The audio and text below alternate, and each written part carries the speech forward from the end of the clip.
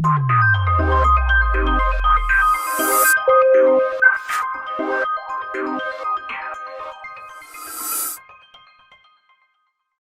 सभी का IIT जी main plus advance mathematics में स्वागत है। और हम यहाँ पर स्टार्ट करेंगे लघु गणक से। पहला चैप्टर है जिसका नाम है लघु गणक। ध्यान देना इधर, लघु गणक। और चैप्टर भी, पहला चैप्टर हमने ऐसा उठाया है कि जो कि एक बड़ा एक इम्पॉर्टेंस रखता है। मेरे ख्याल से आपने मैथ्स का शायद ही कोई चैप्टर पढ़ा होगा जिसमें लॉगरिथम्स की बात नहीं की जाती है, लघु गणक की बात नहीं की जाती है, जिसको इंग्लिश में बोला जाता है लॉगरिथम्स। लॉगरिथम्स, ठीक है, लॉगरिथम्स।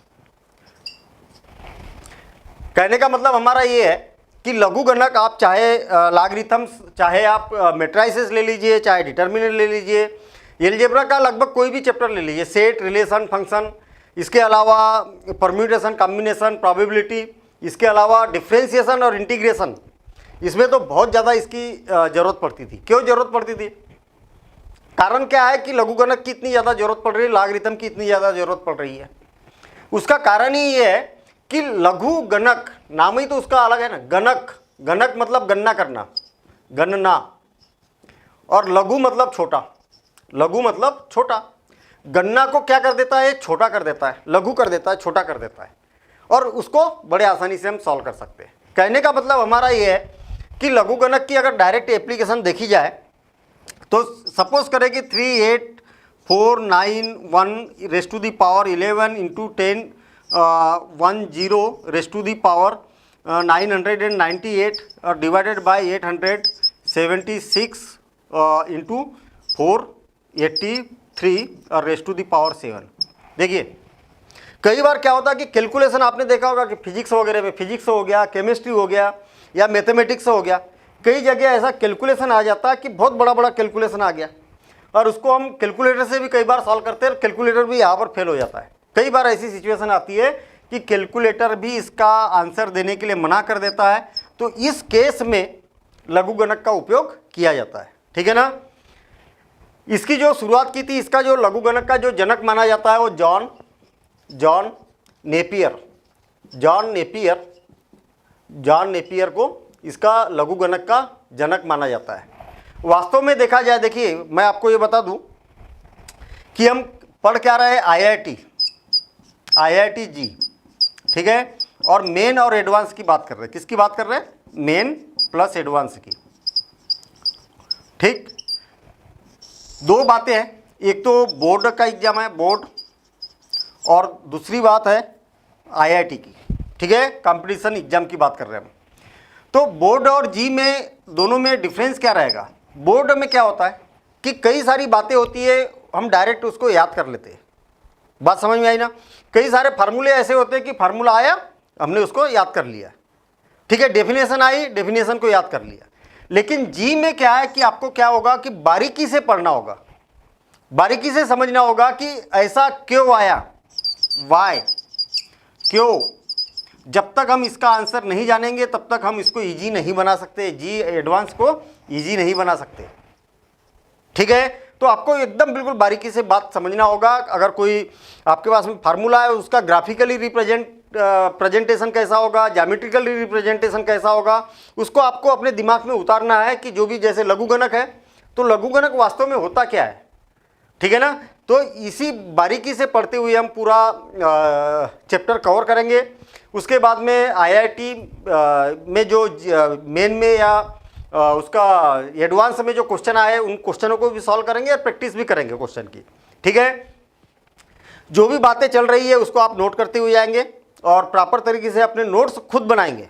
ठीक है ना? ऐसा नहीं कि सर हमें रेडीमेड कोई नोट्स दे दीजिए और हम उसको पढ़ लेंगे। अपने खुद के नोट्स आप यहाँ पर प्रॉपर तरीके से समझते हुए चलेंगे, नोट्स बनाते हुए जाएंगे, उसका एक बार रिवीजन करेंगे, आप क्वेश्चन लगाएंगे, डायरेक्ट इसके क्वेश्चन बनने वाले हैं। ठीक है, लेकिन बेसिक स्ट्रांग होना चाहिए, और बेसिक स्ट्रांग हम पूरा 0 लेवल से यहाँ पर कवर करते हुए जा रहे हैं। ध्यान देना, इधर हम यहाँ लघु गणक की बात कर रहे थे, तो लघु गणक में हमने एक बात ये देखी कि बड़े बड़े से जो न्यूमेरिकल होते हैं उसको सॉल्व करने के लिए लॉगरिथम का यूज़ किया जाता है। और जब भी लॉगरिथम का यूज़ किया जाता है तो हम इसको क्या कर देते हैं, सपोज कर लेते हैं कि x इक्वल टू इतना है। अब कहने का मतलब हमारा x की वैल्यू हमें यहाँ पर फाइंड करनी है। क्या किया जाता है, दोनों पक्षों का लाग ले लिया जाता है। लघु गणक को 60 में लिखा जाता है लाग। क्या किया जाता है, दोनों पक्षों का लाग ले लिया जाता है।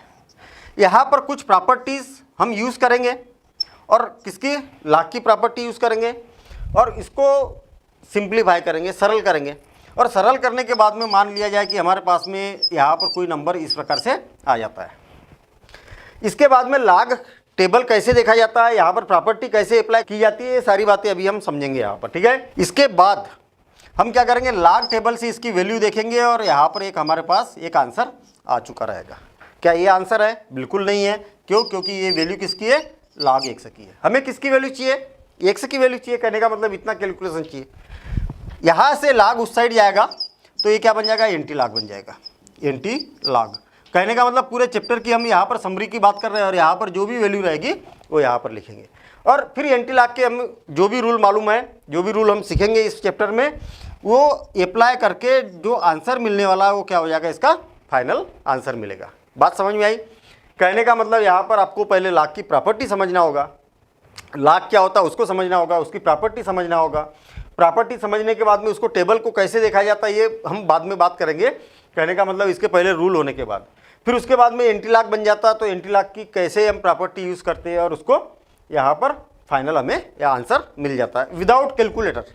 इसकी यही खासियत होती है कि आपको कैलकुलेटर की ज़रूरत नहीं होती है। विदाउट कैलकुलेटर हम लाग से बड़ी बड़ी प्रॉब्लम को सॉल्व कर सकते हैं। लेकिन जब हम इसके रूल को पढ़ेंगे ना, तो ऐसे बड़ी बड़ी प्रॉब्लम को लेके रूल नहीं समझेंगे, हम छोटी छोटी सी प्रॉब्लम को लेते हुए रूल को समझेंगे और उस रूल के थ्रू बड़ी बड़ी प्रॉब्लम को सॉल्व करेंगे, ठीक है। लघु गणक को समझने के पहले आपको घातांकी फलन को समझना जरूरी होगा। किसको, चर घातांकी फलन भी बोला जाता है इसको, चर घातांकी फलन, चर घातांकी फलन, या इसको बोला जाए चर घातांकी वास्तविक फलन या चर वास्तविक घातांकी फलन, या इसको यहाँ पर बोल सकते हैं घातांकी वास्तविक फलन। कौन सा, वास्तविक फलन। फलन तो लिखा ही है, तो चर घातांकी वास्तविक फलन भी इसको कहा जाता है। इसको इंग्लिश में बोला जाए तो ये बड़ा पॉपुलर है, एक्सपोनेंशियल फंक्शन, ठीक है। ऐसा क्यों, लघुगणक समझने से पहले हम चर घातांकी फलन पर क्यों पहुंच गए भाई, लघुगणक को छोड़ दिया जगह पर। वास्तव में देखा जाए तो जो चर लघुगणक होता है, चर घातांकी फलन का क्या होता है, इनवर्स होता है। इनवर्स मतलब प्रतिलोम, ठीक। और आपको ये बता दूं कि चर घातांकी फलन को समझने के बाद में लघुगणक को समझना बिल्कुल आसान काम होगा। चर घातांकी फलन को समझने के लिए थोड़ा सा बहुपद पर आपको नजर डालना पड़ेगा। किस पर, बहुपद जिसको बोला जाता है पॉलिनोमियल। 9th क्लास में पढ़ा था हमने पॉलिनोमियल, ठीक। ये तो बड़ी अजीब सी बात हो गई, इसको समझने के लिए ये, फिर इसको समझने के लिए थोड़ा सा शार्ट में समझेंगे हम, ध्यान देना इधर। बहुपद क्या होता है, पॉलिनोमियल क्या होता है, 9th क्लास में पढ़ा था हमने। पॉलिनोमियल होता है कि function of x is equal to x raise to the power n, जहां पर n क्या है, और ऋणात्मक पूर्णांक। आई बात समझ में। और ऋणात्मक पूर्णांक n की वैल्यू नेगेटिव नहीं होना चाहिए, ऐसा नेगेटिव पूर्णांक नहीं होना चाहिए, ऋणात्मक नहीं होना चाहिए, ठीक है। कहने का मतलब n की जो वैल्यू रहेगी 0, 1, 2, 3, 4 और dash dash dash dash infinite तक कुछ भी हो सकती है। क्लियर ना। इसको क्या बोला जाता है, बहुपद बोला जाता है। चर घातांकी चर, घात कौन है, घात में कौन है, चर है। नाम से क्लियर है, देखिए मैथ्स में सारी बातें क्लियर होती है, जैसा नाम वैसे ही उसका काम होता है। देखिए function of x is equal to क्या होगा, a raise to the power x होगा। दोनों में अंतर साफ दिखाई दे रहा है। यहाँ पर क्या साफ दिखाई दे रहा, यहाँ पर जो चर है, चर काय में है, आधार में। ध्यान देना इधर 3 रेज़ टू दी अगर मैं 5 लिखूँ तो ये क्या होता है, इसका आधार होता है, आधार बेस जिसको बोला जाता है, ठीक है। और ये होती है इसकी घात जिसको पावर बोला जाता है, ठीक है, रेस्ट टू दी पावर बोलते हैं ना हम इस समय बार बार। तो ये क्या होती है, इसकी घात होती है। आप अगर देखेंगे कि जो आधार है, बेस है, यहाँ पर क्या है, चर है, और यहाँ पर जो आधार है वो क्या है, अचर है। यहाँ पर घात चर है और यहाँ पर घात अचर है, दोनों में उल्टा, इसीलिए हम बहुपद की बात कर रहे थे, ठीक है ना। तो जो चर घातांकी रहेगा वो क्या रहेगा, ऐसा यहाँ पर मिलने वाला है। लेकिन इसमें कंडीशन रहेगी, x का मान क्या हो सकता है भाई, यहाँ पर देखिए फिर से और एक बार, चर घातांकी फलन, घात में क्या है, चर है, तो चर घातांकी फलन बोलेंगे। फिर से और एक बार यहाँ पर ध्यान देना, जहाँ जहाँ x क्या है, तो परिमेय संख्या है, क्या है, परिमेय संख्या होगी, परिमेय संख्या होगी। ये बात समझ में आई। कहने का मतलब x का मान नेगेटिव भी हो सकता है, पॉजिटिव भी हो सकता है, नेगेटिव भी हो सकता है, पॉजिटिव भी हो सकता है, और फ्रैक्शन में भी हो सकता है, मतलब भिन्न में भी हो सकता है, ये बोल सकते हैं हम, ठीक है ना। तो x क्या है, परिमेय संख्या होगी। और लेकिन ये जो है ना, a का मान ग्रेटर देन 1 होगा, वह a का मान 1 नहीं होगा। ये बात समझ में आई। देखिए बड़ी एक इंपॉर्टेंट बात, हम यहाँ पर क्या बोल रहे हैं कि इसको चर घातांकी फलन बोला जाएगा जब a का मान क्या होना चाहिए, 1 से ग्रेटर देन होना चाहिए, और a का मान 1 नहीं होना चाहिए। तो इसका क्या मतलब हुआ, इसका मतलब ये हुआ कि जो a का मान है ना, a का मान 0 से ग्रेटर देन, 0 नहीं हो सकता है। देखिए a का मान क्या नहीं हो सकता, 0 नहीं हो सकता है। a का मान क्या नहीं हो सकता, 1 नहीं हो सकता है। a का मान क्या नहीं हो सकता, तो नेगेटिव नहीं हो सकता। ये 3 चीज़ें नहीं हो सकती इसका मान, a का मान। देखिए बात बड़ी छोटी सी है लेकिन समझना बहुत जरूरी है, यही बात इसमें इंपॉर्टेंट है। और जो जी का क्वेश्चन आता है, ये इन छोटी छोटी बातों से ही क्वेश्चन बनता है, ठीक है ना। तो इन बातों को समझना यहाँ पर जरूरी है, ध्यान देना। a का मान क्या नहीं हो सकता, लघुगणक में भी यही कंडीशन है, इसलिए हम इस पर इतना जोर दे रहे हैं, ठीक है। a का मान 0 नहीं हो सकता, 1 नहीं हो सकता, और नेगेटिव नहीं हो सकता। तो हमारा ये क्वेश्चन उठता है कि भाई क्यों नहीं हो सकता है, क्यों नहीं हो सकता इसका मान इतना। तो उसका कारण क्या है, करके देखते हैं हम। यहाँ पर देखिए, यदि a is equal not equal to 0, अगर मान लिया जाए कि a का मान अगर 0 हो जाता है, तो आपके पास में फलन कौन बनेगा, function of x is equal to क्या हो जाएगा, a का मान अगर 0 रख दिया जाए तो 0 रेस्ट टू दी पावर, तो ये क्या हो जाएगा, 0 हो जाएगा। यदि मान लिया जाए a का मान 1 हो जाता है, तो function of x is equal to क्या हो जाएगा, a की जगह 1 रख के देख लेते हैं, तो 1 raised to the power x, और इज इक्वल टू क्या हो जाएगा, 1 की, चाहे दुनिया का कोई भी नंबर हो, पावर रहेगी तो ये क्या हो जाएगा, 1 हो जाएगा। आप देखेंगे कि दोनों केस में ये क्या है, अचर संख्या है। तो फलन कौन सा मिला आपको, फलन कौन सा मिला, अचर फलन मिला।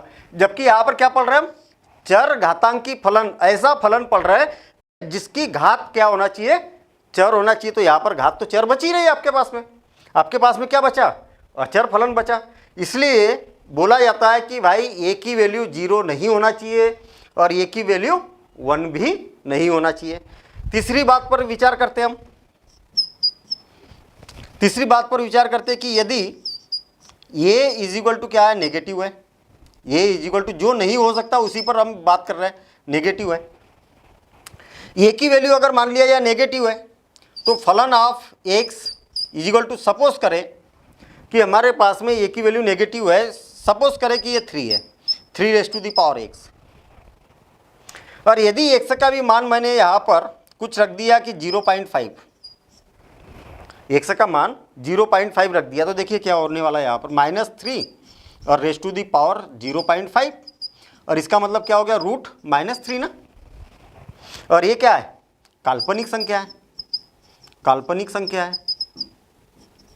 ये क्या है, अंडर रूट में नेगेटिव आ गया, सम्मिश्र संख्या में पढ़ा होगा आपने, अंडर रूट में नेगेटिव आ गया तो ये क्या है, वास्तविक संख्या नहीं है, ये क्या है, काल्पनिक संख्या है। यही कारण है कि हम यहाँ पर क्या पढ़ रहे हैं, चर घातांकी वास्तविक फलन, काल्पनिक फलन नहीं पढ़ रहे हम, क्या पढ़ रहे हैं, वास्तविक फलन पढ़ रहे हैं। तो इसीलिए कहा जाता है कि भाई ये 3 चीज़ें नहीं होना चाहिए, तभी ये चर घातांकी वास्तविक फलन कहलाएगा।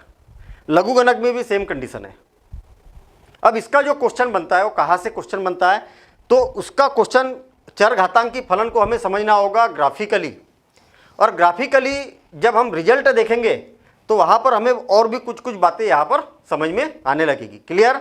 तो बड़ी एक इम्पॉर्टेंट बात बता रहा हूँ मैं। तो पहली बात तो अभी तक क्या बात डिस्कशन किया कि लघुगणक एक बड़े से कैलकुलेशन को छोटा करने के लिए और उसका रिजल्ट निकालने के लिए इसका यूज़ किया जाता है।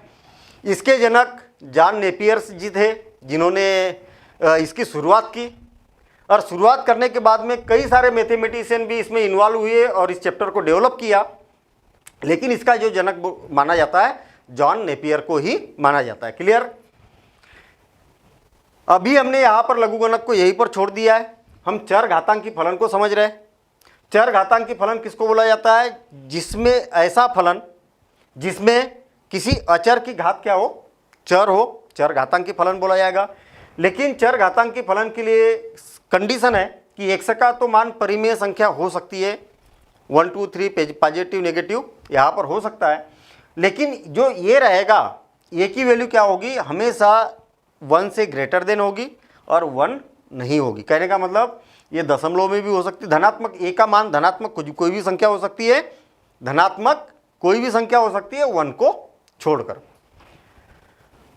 एक छोटी सी बात हमें ये समझ में नहीं आ रही थी कि भाई 0 क्यों नहीं हो सकता है, 1 क्यों नहीं हो सकता है, नेगेटिव क्यों नहीं हो सकती।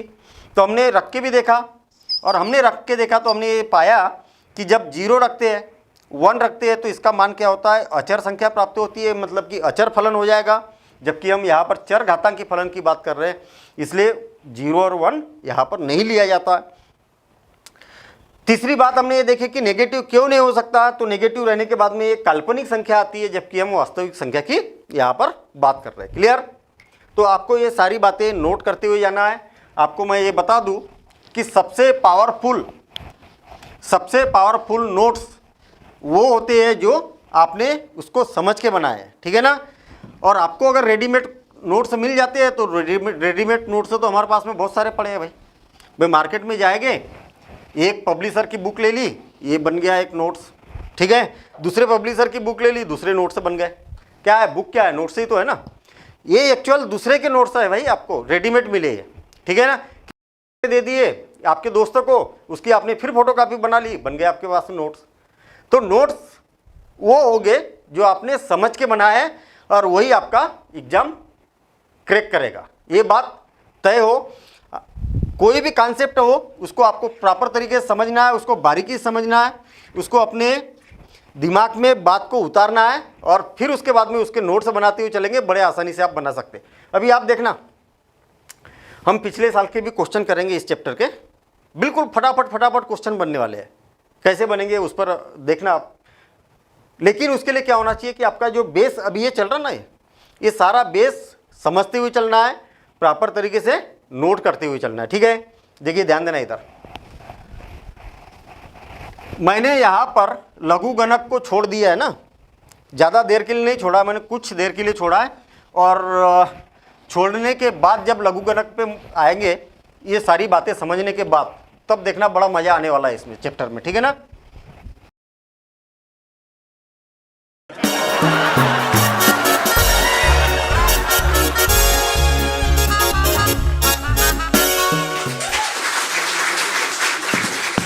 छोटे, आज शाम को तू क्या कर रहा है? कुछ नहीं बड़े, क्यों तू मूवी दिखाने ले जा रहा है क्या? नहीं छोटे, मैं सोच रहा हूँ मार्केट चलते हैं शाम को। मार्केट? क्यों, क्या लेना है तुझे? यार बहुत दिन से सोच रहा था एक रिस्ट वॉच लेने की। क्या करेगा वॉच का तू? कैसी बात कर रहा है तू? टाइम देखूंगा और क्या। बड़े मत ले वॉच, तेरे हाथ से खून निकल सकता है। छोटे तू पागल हो गया है, वॉच पहनने से खून क्यों निकलेगा? अरे बड़े, घड़ी में कांटे होते हैं, तेरे को चुभ जाएंगे। अपना मस्ती कम कर, स्टेज पे पढ़ाई कर।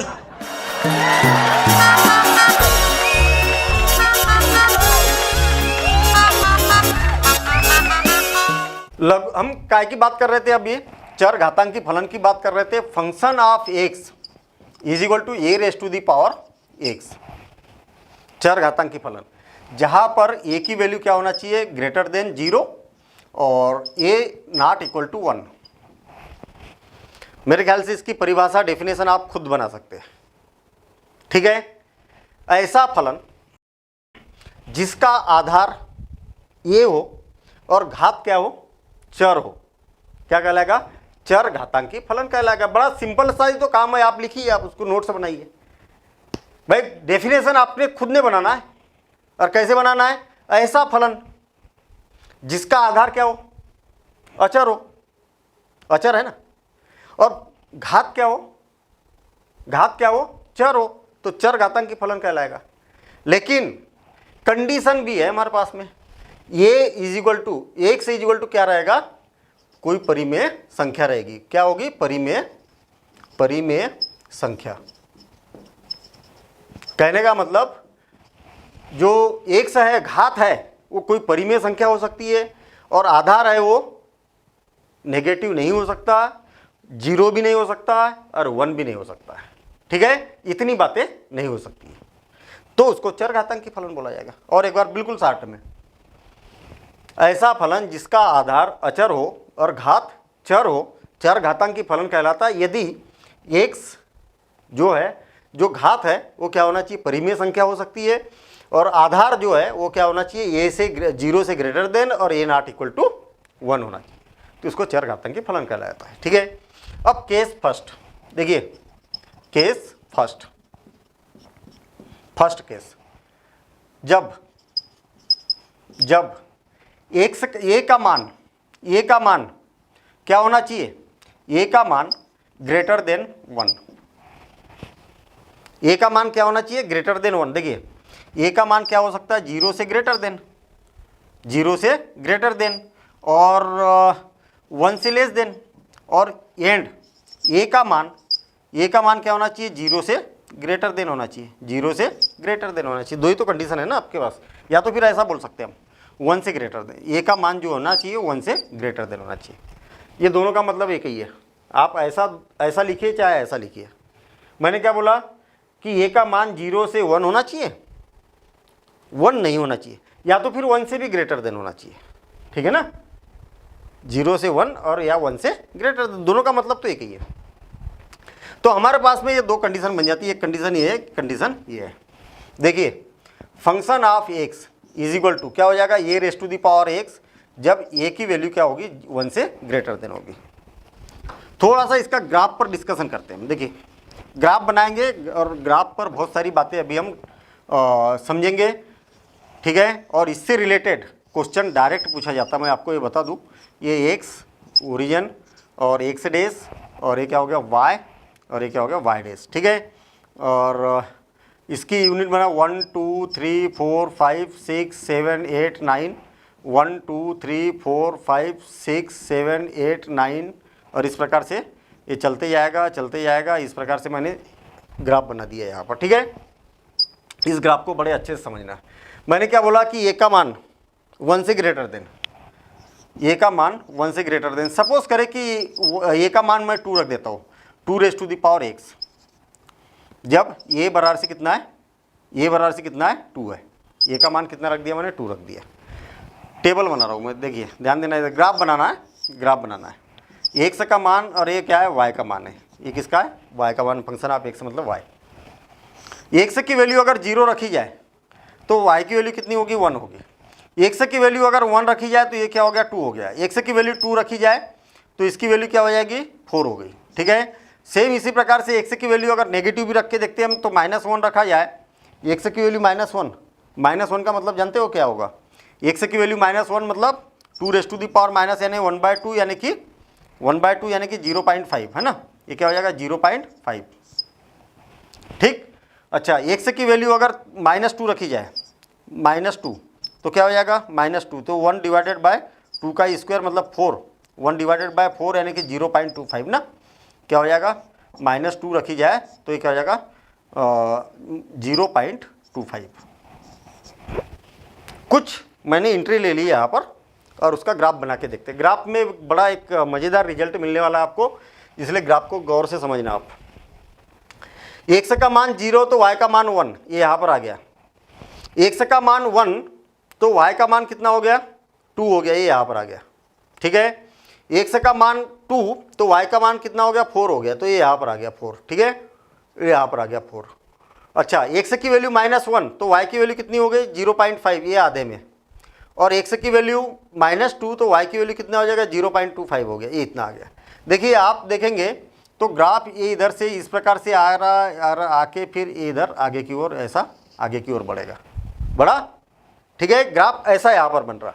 देखिए फिर से और एक बार और एक आध ग्राफ देखते हैं हम। इस ग्राफ का नाम क्या है, function of x is equal to 2 raise to the power x, ये है ग्राफ का नाम,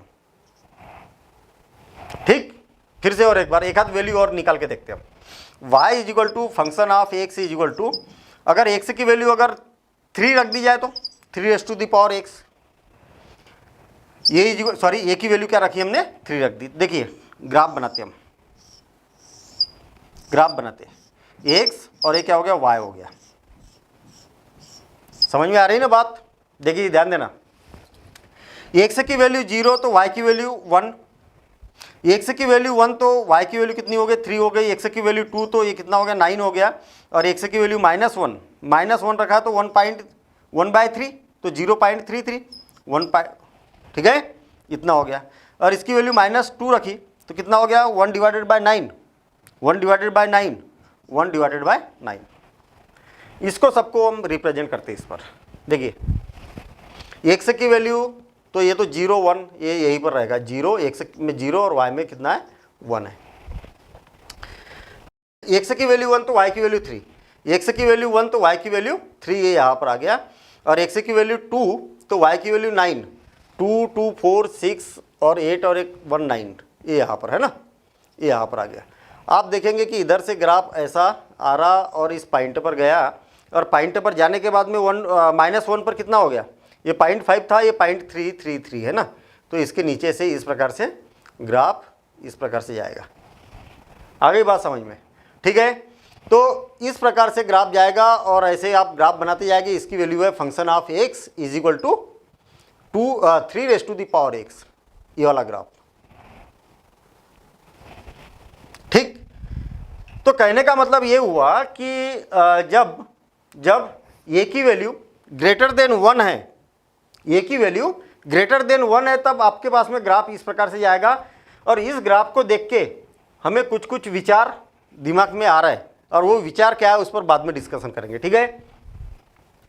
केस सेकंड स्थिति, दूसरी स्थिति, जब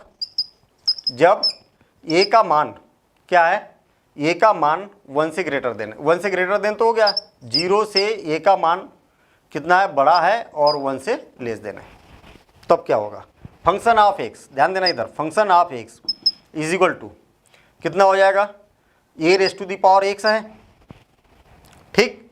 क्या बोल रहा हूँ मैं, 0 से बड़ा और 1 से छोटा।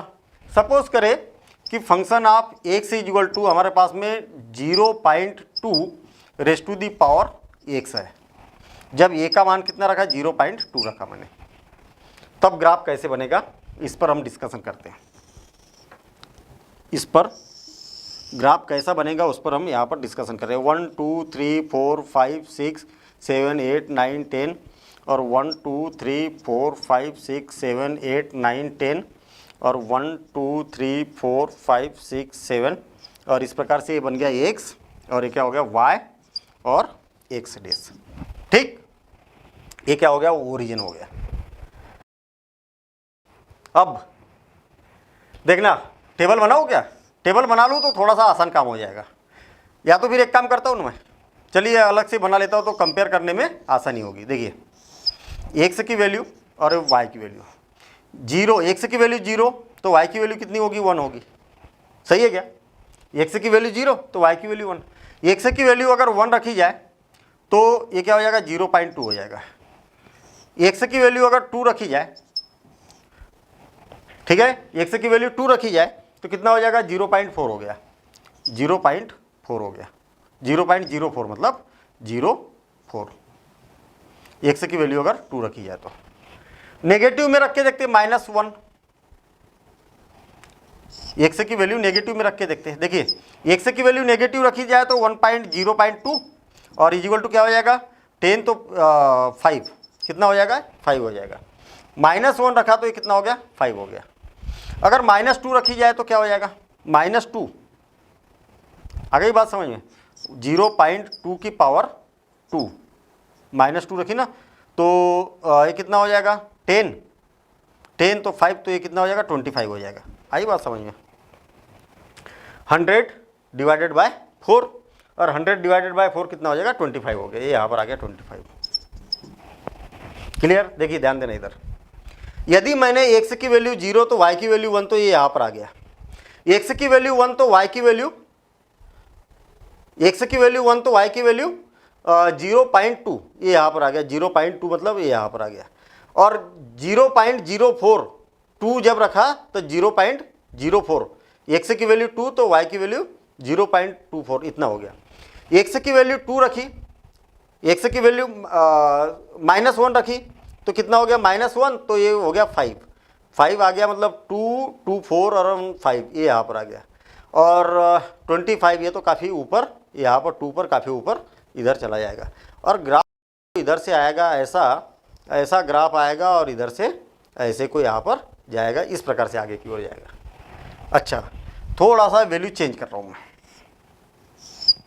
यदि मान लिया जाए कि ए की वैल्यू मैं 0.5 रखता हूँ मैं, function of x is equal to 0.5 का की पावर x, ए की वैल्यू क्या रखी मैंने 0.5। देखिए कैसा बन रहा ग्राफ, कैसा ग्राफ बना x और y। x की वैल्यू अगर 0 रखी जाए तो इसकी वैल्यू क्या हो जाएगी 1 हो जाएगी। x की वैल्यू अगर मैंने 1 रखी जाए तो ये क्या हो जाएगा 1/2 हो जाएगा, यानी कि 0.5 हो गया। अगर इसकी वैल्यू 2 रखी जाए तो 2 रखा मतलब 25 हो गया, 0.25 हो गया। -1 रखी जाए तो -1 का मतलब क्या हो गया 1 डिवाइडेड बाय, तो 2 आ जाएगा यहाँ पर। और -2 रखी जाए कितना हो गया 4 हो गया। अभी आप यहाँ पर देखिए, x की वैल्यू 0 तो 1 ये हो गया, 1 तो 0.5 मतलब ये यहाँ पर 0.5 मतलब ये यहाँ पर आ गया थोड़ा सा ऊपर, और इस प्रकार से ग्राफ यहाँ से इस प्रकार से यहाँ से इसके ऊपर से ऐसा जाएगा। अच्छा, -1, x की वैल्यू -1 तो इसकी वैल्यू कितनी हो गई 2 हो गई, तो 2 यानी कि यहाँ पर आ गया। -2 तो 4, -2 तो कितना हो गया 4 हो गया, तो 1 2 3 4 ये यहाँ पर आ गया, -2 तो 4 आ गया, ये हो गया। और इसको ये ग्राफ को हमने इस प्रकार से बनाया तो ऐसा इधर से आगे की ओर चला गया। ठीक, तो ये वाला तो ग्राफ था हमारा y is equal to 0.2 raise to the power x, और ये था y is equal to 0.5 raise to the power x। ये दो ग्राफ हमें मिले, मेहनत से बनाया हमने, ठीक है ना। इन दो ग्राफों में हमें क्या क्या कुछ खासियत दिखाई दे रही है क्या? बिल्कुल दिखाई दे रही है, बहुत बढ़िया खासियत दिखाई दे रही है। कैसे खासियत दिखाई दे रही है देखना, इस ग्राफ को अगर हम देखते हैं तो फंक्शन ऑफ x का मान यानी कि y का मान, ऐसा बोल सकते हैं हम, y is equal to function of x का मान सदैव धनात्मक होगा। क्या बोल रहा हूँ, समझ में आई बात? इस ग्राफ को देखने के बाद देखिए, मैंने आपको फिर बता दिया कि भाई ग्राफ बनाने में हमने जो मेहनत की ना, अब इस ग्राफ को दिमाग में उतारना है आपको। जब भी चर घातांकी फलन आपको मिलता है तो आपको ये मालूम होना चाहिए कि चर घातांकी फलन में इसका मान कभी ऋणात्मक नहीं होगा। नहीं आई बात समझिए। देखिए फंक्शन चर घातांकी फलन किसको बोला जाता है, ये इसका रूप होना चाहिए। इसमें आपको ये पता चला कि फंक्शन ऑफ x का मतलब y है। आपको इस ग्राफ को देखने के बाद ये पता चल रहा कि y का मान, ग्राफ कभी ये x अक्ष के नीचे आया ही नहीं ना, ग्राफ x अक्ष के ऊपर ऊपर ही चल रहा है। इसका मतलब क्या हुआ कि y का जो मान है वो ऋणात्मक नहीं होगा और जीरो भी नहीं होगा। क्या होगा? जीरो भी नहीं होगा, ऋणात्मक भी नहीं होगा, तो सदैव क्या होगा ये मान धनात्मक होगा। क्लियर? एक बात तो यहां पर ये समझ में आई। यहां पर भी आप देखिए, इस केस में भी क्या है, मान सदैव धनात्मक है। ये वाला कौन सा केस है? ये पहला केस था जब ए का मान क्या है, ग्रेटर देन 0 है। और ये ग्राफ किसका था, ये इधर लिखता हूं मैं, ये वाला ग्राफ किस तरह था, जब ए का मान 1 से ग्रेटर देन है, और ये वाला ग्राफ है जब ए का मान 0 से ग्रेटर देन और 1 से लेस देन है ए का मान। तो इसके लिए हमने ये ग्राफ बनाया और इसके लिए ये वाला ग्राफ बनाया। इसमें भी यही बातें हमें यहाँ पर समझ में आ रही है कि y का मान सदैव सदैव धनात्मक ही होगा, धनात्मक होगा। बस यही क्वेश्चन पूछे जाते हैं, इसमें क्वेश्चन में ये वाला कॉन्सेप्ट छुपा हुआ रहता है, बस इस बात का ध्यान रहे। दूसरी बात क्या समझ में आ रही है कि यहाँ पर जैसे जैसे x का मान बढ़ते जा रहा, देखिए जैसे जैसे x का मान बढ़ते जा रहा वैसे वैसे y का मान भी बढ़ते हुए जा रहा। सही है क्या भाई? आपका ग्राफ कैसे बना है? आपका ग्राफ वास्तव में ऐसा बना है, ये इधर अलग से बना रहा हूँ मैं, ये ऐसा है? जैसे जैसे आप आगे बढ़ाएंगे ग्राफ आप ऊपर चढ़ते हुए जा रहे हैं ना, ऊपर चढ़ते हुए जा रहे हैं, यानी कि y का मान बढ़ते जा रहा। लेफ्ट से राइट की ओर जैसे जैसे आगे की ओर बढ़ेंगे y का मान बढ़ते जा रहा। तो यहाँ पर हम बोल सकते हैं कि x2 is greater than x1, then तब फलन का मान, फलन आप x2 का मान जो है वो फलन x1 से क्या होगा, बड़ा होगा। और जब भी ऐसा होता ना, जैसे जैसे x का मान बढ़ते जाता है वैसे वैसे y का भी मान बढ़ते जा रहा है, तो इसको बोला जाता है वर्धमान फलन। क्या बोला जाता है? वर्धमान फलन। या इसको इंग्लिश में अगर बोलेंगे, इंग्लिश में बड़ा पॉपुलर शब्द है इसके लिए, इंक्रीजिंग फलन, इंक्रीजिंग फंक्शन। कौन सा फलन बोला जाएगा? इंक्रीज, इंक्रीज यानी मतलब बढ़ते हुए जा रहा है, ठीक है ना, इंक्रीजिंग फलन इसको बोला जाता है। इसके बाद और क्या बातें समझ में आ रही है? देखिए सारे रिजल्ट जो रटने वाले रिजल्ट है ना, लोग बच्चे समझते हैं कि इसको रटना है, दिखाई दे रहे हैं भाई, सारे रिजल्ट दिखाई दे रहे हैं। और क्या दिखाई दे रहा? y का मान सदैव इतना हो गया, ये हो गया। डोमेन और रेंज क्या होगी इसकी? डोमेन किसको बोला जाता है? देखिए फंक्शन आप x इक्वल टू कितना, फंक्शन किसका है? कौन से चर का फंक्शन है? x चर का है। तो x का मान आपने क्या क्या रख के देखा इसमें? देखिए ना क्या क्या रख के देखा आपने। x का मान यहाँ भी रख के देखा था, इधर भी रख के, भले नहीं रखा हमने लेकिन रख सकते ना इधर आगे की ओर, तो कहाँ तक भी, कहीं तक भी x का मान रख सकते इसमें। और इधर भी आप कहीं तक भी मान रख सकते। x का मान आपको बाउंडेड थोड़ी है, x का मान 1000 रखिए, कौन मना कर रहा आपको? x का मान 10,000 रखिए, कोई मना नहीं कर रहा। क्यों? क्योंकि x क्या है, बताया था हमने कि x क्या है, परिमेय संख्या है। कोई भी परिमेय संख्या रख सकते हैं, हमारी मर्जी है। कहने का मतलब इसका जो डोमेन है, domain minus infinite to infinite होगा। x का मान कुछ भी रख सकते हैं आप, माइनस इनफाइनाइट से टू इनफाइनाइट होगा। क्लियर? रेंज, रेंज क्या होगी? रेंज किसको बोला जाता है? फलन किसका है? x का। कौन है फलन? तो y। जो फलन रहेगा ना उसका मान क्या हो सकता है? तो क्या हो सकता है बताइए जरा, क्या बोला था हमने? y का मान क्या हो सकता है भाई? x एक्सिस के नीचे तो जा ही नहीं रहा ना, और x को टच भी नहीं कर रहा। इसका मतलब y का मान 0 हो सकता है क्या? नहीं हो सकता। 0 से ग्रेटर देन, 0 से ज्यादा, लेकिन कितना ज्यादा? ग्राफ कोई रोक रहा क्या इसको? जाएगा इनफाइनाइट तक, तो इनफाइनाइट तक ये इसकी क्या बन जाएगी? रेंज बनेगी। बात क्लियर है? ठीक है। तो ये पॉइंट हमारे पास में ग्राफ से मिले हैं, और इन्हीं पॉइंट पर के बेस पर क्वेश्चन बनते हैं। और कैसे बनेंगे अभी आपको मिलेंगे क्वेश्चन, ठीक है ना। तो आपको ये मालूम होना चाहिए कि जब a की वैल्यू 1 से ग्रेटर देन होती है तब फलन आपका वर्धमान होता है, मतलब इंक्रीजिंग फलन होता है। कई बार पूछा जाता है ऐसा कि तब फलन कौन सा मिलेगा हमें, इंक्रीजिंग मिलेगा कि डिक्रीजिंग मिलेगा, इसकी रेंज क्या होगी, डोमेन क्या होगा चर घातांकी फलन के लिए। सेम ऐसे ही यहाँ पर भी देखिए, यहाँ पर भी सेम वही बातें होने वाली है। नोट्स बनाते हुए जाना है आपको, ये सारी बातें नोट करते हुए जाना है। महत्वपूर्ण बातें जो जो यहाँ पर मिलते जा रही है। y का मान सदैव धनात्मक, तो दोनों में सेम है condition.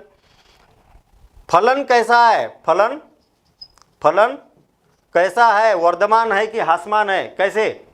ह्रासमान, decreasing. Varthaman increasing, Varthaman नाम से क्लियर है। इंक्रीज वर्धमान, ऊपर की ओर जा रहा, ठीक है। डिक्रीज मतलब नीचे की ओर जा रहा। ह्रासमान हो रहा यानी कि ह्रास हो रहा, यानी कि खत्म हो रहा, कम हो रहा, ठीक है। देखिए जैसे जैसे आप x की वैल्यू आगे की ओर जाते जाएंगे वैसे वैसे y की वैल्यू कम होती जा रही है। देखिए ग्राफ जो बना ना आपका इस प्रकार से बना है, आप यहाँ हो तो y का मान इतना है, आप x का मान बढ़ते जा रहा है इधर तो y का मान नीचे जा गया। देखिए y नीचे आ गया, y और नीचे आ गया, y और नीचे आ गया, y और नीचे हो गया। कहने का मतलब ये हुआ कि हम यहाँ पर बोल सकते कि x2 is greater than x1, तब फलन of x2 is less than x1, फलन of x1, function of x1। जैसे जैसे x का मान बढ़ेगा वैसे वैसे फंक्शन का मान घटेगा, y का मान घटेगा, तब फंक्शन क्या होगा, ह्रासमान होगा, तब फलन ह्रासमान फलन, जिसको इंग्लिश में बोला जाता है, बड़ा पॉपुलर शब्द है, डिक्रीजिंग फंक्शन। ठीक है, तो एक पॉइंट तो हमें यहाँ पर इतना मिल गया। और कौन सा पॉइंट मिला, यहाँ पर 3 पॉइंट मिले थे। डोमेन क्या हो सकती है, x का मान क्या हो सकता है, आपकी मर्जी है, कोई बाउंडेशन थोड़ी है, माइनस इनफाइनाइट टू इनफाइनाइट। और रेंज क्या होगी, 0 नहीं होगी, 0 से ग्रेटर देन होगी। तो फिर यहाँ क्या लिखा, ओपन इंटरवल लिखा ना, ये छोटी छोटी सी बातें हैं। अगर मैं ऐसा लिखता ना 0 टू इनफाइनाइट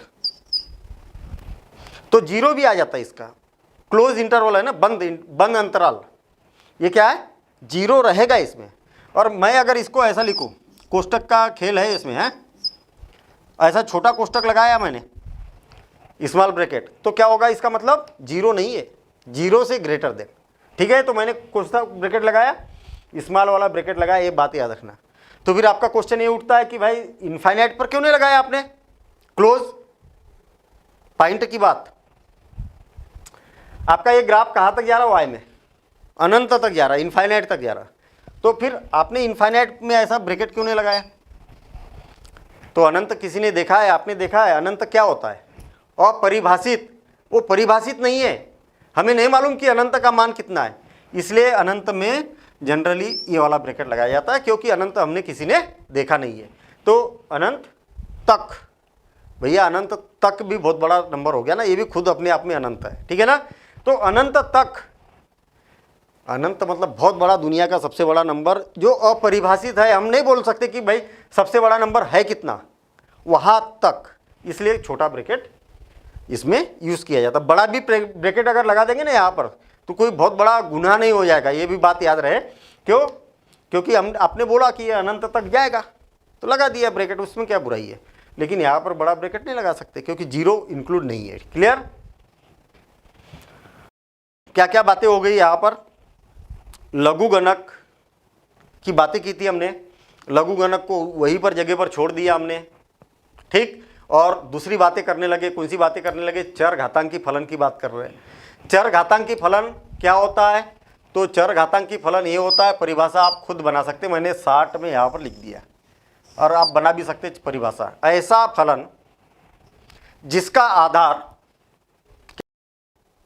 अचर हो, अचर है ना, ए का मान फिक्स है, अचर है, और इसकी घात क्या हो, चर हो, तो चर घातांकी फलन कहलाता है।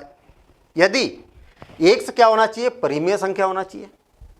ठीक, धनात्मक भी हो सकती है, ऋणात्मक भी हो सकती है, x में कोई बाउंडेशन नहीं है, रखी तो हमने, देखिए ना x की मान 0 भी रखा हमने, धनात्मक भी रखा, ऋणात्मक भी रखा, है ना, यहाँ पर भी धनात्मक ऋणात्मक रखा, x का मान धनात्मक ऋणात्मक कुछ भी हो सकता है, इसलिए मैंने परिमेय संख्या लिखी है। ठीक है, और a का मान 0 नहीं हो सकता है और 1 भी नहीं हो सकता है, लेकिन 1 से ग्रेटर देन होगा।